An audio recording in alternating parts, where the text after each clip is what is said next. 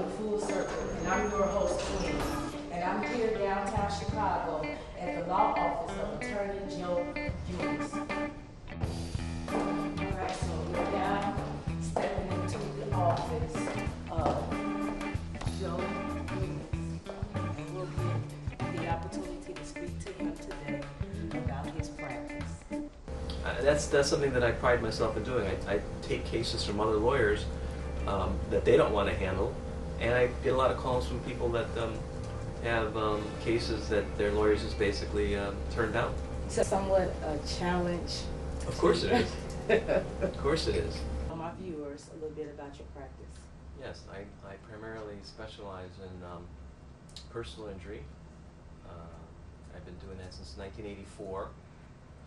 Automobile accidents, premises liability where people fall down or get injured. I handled a rape case where someone was raped at an apartment complex because the landlord or the association didn't fix the lock on the patio door. I do medical malpractice when hospitals or doctors make a mistake. Workers' compensation. Pretty much anything that relates to injuries. Though I am also starting to get more involved in foreclosure defense, but we'll talk about that maybe another day. Okay. Okay, so with the accidents, I heard you mention about personal injuries. So now I know it don't necessarily have to be where you're in a car and you get hurt. Coverage is extremely important. Not so much so if you cause an injury, but if in fact you are injured. And the way that works is, and a lot of people don't understand this because their insurance agents don't really take the time to explain the importance of insurance coverage. So are you saying even if you don't have just a full coverage insurance and you just have the uninsured motorist? No, the way it works in Illinois is if you go out and get liability coverage and you say, I want to be insured, excuse me, I want to be insured for whatever number of dollars, $100,000 in case I cause injury to someone else, then the insurance company will give you the same amount for your uninsured motorist or underinsured motorist coverage. Okay. Would no other lawyer take the actual case? It doesn't matter if your question is, it doesn't matter if you don't have insurance. You could still make a claim to the party that's caused you the injury. But again, if he doesn't have insurance and you don't have insurance, there's nobody left to make the claim to. I should point out, by the way, and I forgot to mention, this whole notion of underinsured and uninsured coverage becomes very important if you have members in your family. If you have children, for example, and God forbid they get struck or hit by an uninsured motorist, just God forbid crossing the street. Okay. They're a member of your household, and as such, they fall under your uninsured, underinsured coverage. So now you get to submit a claim for your child, God forbid, your child's injuries, or someone else in your home who lives in your home. As a matter of fact, I had a case. If we have a moment to tell you, where a 16-year-old was in a car, and the driver of her vehicle got shot and killed, and he wound up before he was shot, the vehicle that ultimately was carrying the assailants struck his vehicle. She in turn wound up receiving an injury when he smashed into a pole or a car, I can't remember exactly, and then she fractured her ankle. So he obviously had no insurance, unfortunately, when he was driving someone else's vehicle, and the owner didn't have coverage. So she was able to submit a claim. She was under the age of 18 at the time. I think she was 16. She submitted a claim under her mother's policy, and the insurance company in that case tried to escape their liability by saying, well, she was never disclosed as a potential driver under the policy. Well, the argument that we made to the judge and to the appellate court ultimately because they took it up on appeal, was that as a member of the household, she doesn't have to be disclosed. They don't have to mention her to the insurance company if she's not driving the car. The insurance company made the argument, well, had we known that she was a member of the household, the insurance policy premium would have been higher. Well, the argument didn't fly because she wasn't driving the car. So there was no excess liability or extra liability the insurance company had by her living in the house because she wasn't driving the car. So as a member of the household, she was entitled to coverage.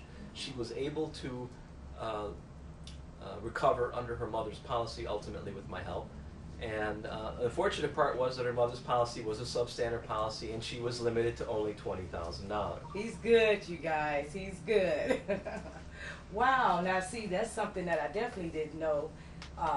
That, again, he's saying that you can actually, if someone's in your house, your daughter, your nephew, cousins, whoever, and they're actually in an incident and you have insurance and they're not covered, but legally they can go underneath your insurance. Now, we're talking solely on car insurance, right? Automobile insurance. Correct. Okay. And then there's another area of your malpractice was, I've been doing my homework, Joe, was workman's comp. Now, can you tell me a little bit of how that works? Because Sure. A lot of us don't know. Well, workers' compensation has gotten to be Yes. a little more difficult in our state all of a sudden. As of last year, the legislature, due to some fraud that was occurring at the Industrial Commission with some arbitrators, they passed these new stringent laws making it much more difficult for people that are injured to recover. But unfortunately, these new requirements are making it much more difficult for people to recover. Workers' compensation is if you're injured on the job, no matter what you're doing, so long as you're on the clock, so to speak, or sometimes if you can show that you're on the premises, that becomes a little more difficult if you haven't punched in. But if you're doing something that is part of your normal routine at work, Mm-hmm. you can submit the claim for the injury. It seems like with workman's comp that you really have to go towards a lawyer. It used to be where you can actually just go through your job and deal with them, but now it's so hard, and that's why I wanted to bring it up. It's so hard to actually get a claim or actually get paid while you're off and hurt. So right, there are situations in which the employer's insurance company will refuse to make the payments, and then the lawyer has to file a motion ultimately to try to force the insurance company or the employer to make the payment. I should point out, by the way, I didn't mention this, but the amount the attorney is entitled to by statute is a maximum, or the amount of 20%. So for the amount of money that it's going to cost you to hire an attorney, the 20% I would strongly recommend anyone, since they obviously are unfamiliar in the area and they don't have any idea as to what they're entitled to. I think the phrase is that I've heard my dad of beloved memory say at times, sometimes if you don't have an oven, it's worth giving the baker half a loaf in order to bake your dough. So it's not a bad idea to bring on the assistance of an attorney, even if you got to pay him. I mean, again, you're going to wind up, I think, in the long run, getting a lot more than you would have otherwise. all right. What type of lawyer? What type of lawyer would they call you? An all-purpose lawyer? Or No, a general practitioner. Oh, okay. You wanted to be a lawyer? No, I kind of joke with people about that. I mean, how many kids, as young children say, I want to grow up and be a lawyer. Mm-hmm. Unless you're watching a TV show and there's some glamour to it, it's not really a glamorous job. There's a lot of stress, and it requires a certain finesse, or other lawyers had given up.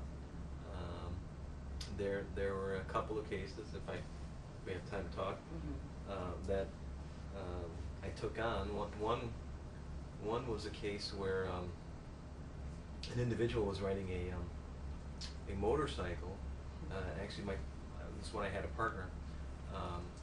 But we signed up this individual who was riding a motorcycle and was in DuPage County, and he was going around a bend, and his motorcycle wiped out, and then he became paralyzed from the waist down, and became a paraplegic, and unfortunately he went to 3 other lawyers, and they refused to take his case. And did he have insurance? Not that would cover something where you injure yourself. Okay. Otherwise, people would probably be going out and injuring themselves all the time. That's an important point. Insurance companies generally don't insure injuries that you cause yourself. So, for example, if you have a hit and run, there has to be contact, by the way, for 2 vehicles in order to make a claim under the hit and run coverage of your policy. If you turn off and your car rolls over without striking that car, you're not going to collect. So you're almost better off letting the car touch you or making contact with you, or showing that that vehicle came into contact with you, so you can make the hit and run claim to your insurance company. But I digress.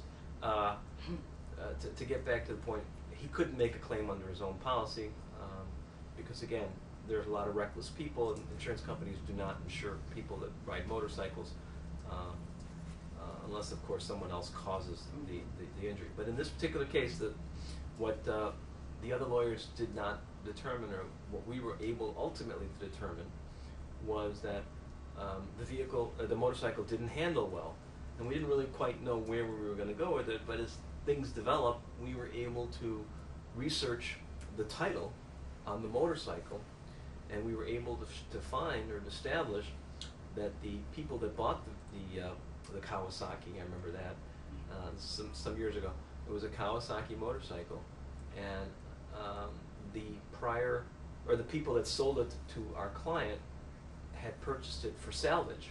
So it had been in a wreck, they fixed it up, and they ultimately sold it to our client.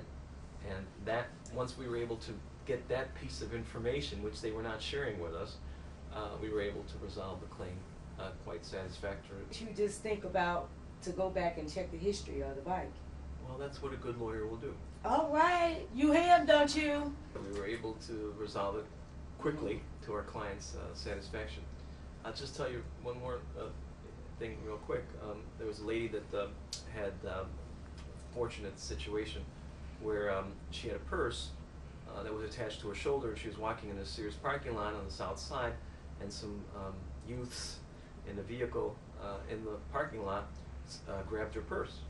But unfortunately, it was attached to her shoulder, and she wound up getting dragged some distance across the parking lot.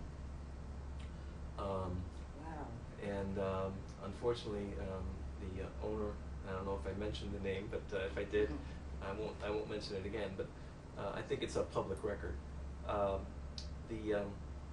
This large department store basically was taking a very hard line on it. But what we did was, because premises liability is very difficult, because a owner of a property that holds itself out for business people or business invitees, customers, isn't required to prevent third parties or criminal conduct on their premises, unless you can show that they should have known because it was a high crime area, and they should have done something in an effort to prevent it from happening. In this particular case, I went back and subpoenaed the Chicago Police Department records and established a slew of incidents that took place with car thefts and other people being assaulted or what have you on the premises, and showing that they should have obviously taken more action to ensure the safety of people that were walking on that parking lot. Know that you walking in a parking lot and actually somebody snatch your purse, because that happens all the time. And it's a possibility that you can actually look into, once again, somewhat the history of incidents in that case, and possibly be paid for it, actually getting hurt, getting your purse taken, and all that other. And in that case, she had a lawyer, and he basically didn't want to continue with the case unless she took money out of her pocket.